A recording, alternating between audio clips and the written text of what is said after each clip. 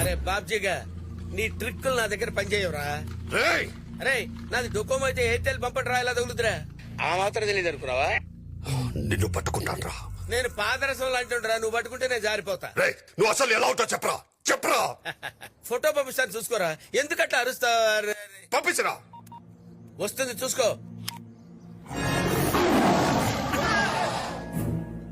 అన్నా బండి రిపేర్ గానికి 4 రోజులు అవుతుందంట.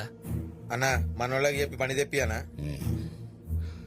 మనం ఈ సిటీలో ఉన్నట్టు ఎవరికి తెలియకూడదు. ఏదైనా టాక్సీ వస్తే అప్ప.